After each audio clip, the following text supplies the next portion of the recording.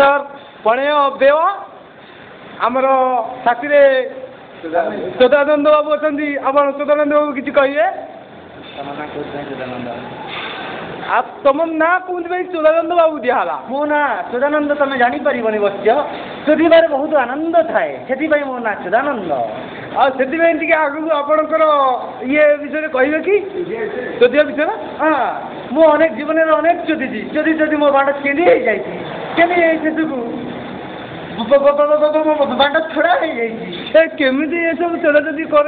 ଆମେ ତ ଏ ବିଷୟରେ ଅଭିଜ୍ଞତା ନାହିଁ। ଆପଣ ଟିକେ ଛେଳିମାନଙ୍କୁ କାଢୁ ଦେଇଯାଇ ହେ ଘୋଡ଼ାକୁ ପାଳ ଦେଇଯାଇ ଆରେ ଘୋଡ଼ାକୁ ବି ତମେ ଜାଣିନ? ମାଇକିନିଆକୁ ପାଖୁଡ଼ି କିଆରେ ଯାଇ ପାଖୁଡ଼ି କିଆରେ ଆଉ ପୁଣି କିଆ ବୁଦା ତମେ ଯାଇନି? ତମ ବେଳେ ଟୋକାଙ୍କୁ କିଆ ବେଳେ ଦେବେ ଯାଇ। ହେ ଭଗବାନ, ତୁମେ ଟୋକା ମାନଙ୍କୁ ବି ଛାଡ଼ନି? ନାଇଁ ଲୋ ବୋଉ ନାଇଁ, ମୁଁ ଯେତେ କହିଲି ମୋତେ ଗେହେନା, ସେ ମୋତେ ପାଟୁ ପାଟୁ କରି ଗେହି ଚାଲିଲା।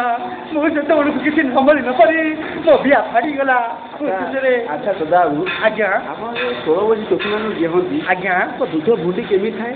ତାଙ୍କ ଦୁଧ ବୁଣ୍ଡି ଟିକେ ଲମ୍ବାଳିଆ ଥାଏ, ଆଉ ପିଲା ଛୁଆ ହେଇଗଲା ପରେ ଗେଟି ହେଇ କଳା ପଡ଼ିଯାଏ। ଆଚ୍ଛା ଯେଉଁ ଟୋକିଙ୍କର ଯେଉଁ ଧର 16 ବର୍ଷ 18 ବର୍ଷ 20 ବର୍ଷ ଟୋକି, ତାଙ୍କର ଯେଉଁ ସାଇଜ୍ କାହାର 34, କାହାର 32, କାହାର 36, ତାଙ୍କ ସାଇଜ୍ ଦୂରତା କେତେ?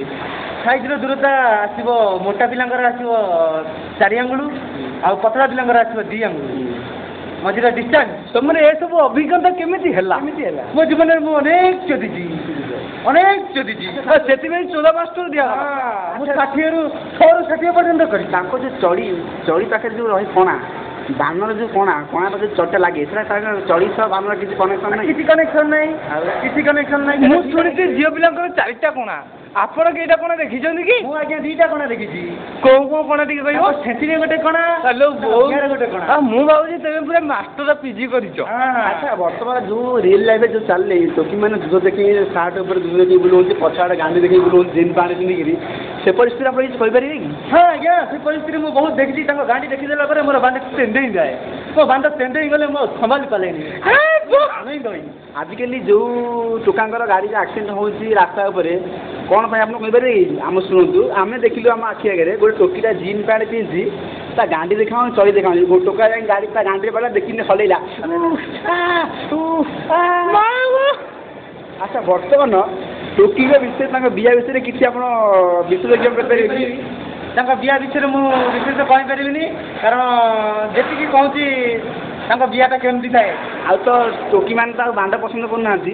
ବର୍ତ୍ତମାନ ଯେଉଁ ଫରେନ୍ରୁ ବାଣ୍ଡ ଆଇନି, କାକୁଡ଼ି, ବାଇଗଣ, ମୂଳା, ଗାଜର, ଲାଷ୍ଟକୁ ଘୋଡ଼ା ବାଣ୍ଡ ପୁରୀ ନେଉଛନ୍ତି, ନହେଲେ ସାପ ପୁରୀ ନେଉଛନ୍ତି, ଘୋଡ଼ା ସାପ ପୁରୀ ନେଉଛନ୍ତି। କ'ଣ ଇଏ ପରିସ୍ଥିତି କାହିଁକି? ଆମେ କ'ଣ ନାହୁଁ? କାରଣ ତାଙ୍କୁ ମଣିଷ ବାଣ୍ଡ କାଫଉନି, ସେ ଆଙ୍ଗୁଠି ମାରି ମାରି ତୋଲା କରିସାରିଲେଣି। ସେଥିପାଇଁ ତାଙ୍କର କାକୁଡ଼ି, ବାଇଗଣ ଏଇଭଳିଆ ଜିନିଷ ତାଙ୍କର ପସନ୍ଦ।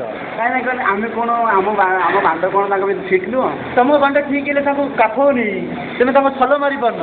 କହିବ ଆମେ ଜାପାନୀ ତେଲ ମାରିକିରି ବାଣ୍ଡ ବଡ଼ କରିବୁ। ଜାପାନୀ ତେଲ ମିଳୁନି, ତମେ କିଣିପାରୁନ। କେଉଁ ସାଣ୍ଡୁଇ ଅଏଲ୍ ହେଲେ ଚେଷ୍ଟା କଲେ ମିଳିବ।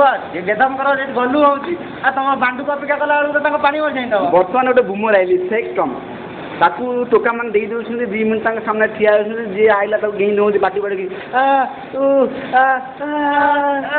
ନା ସେ କଥା ବର୍ତ୍ତମାନ ଛାଡ଼ନ୍ତୁ ସଦାବାବୁ।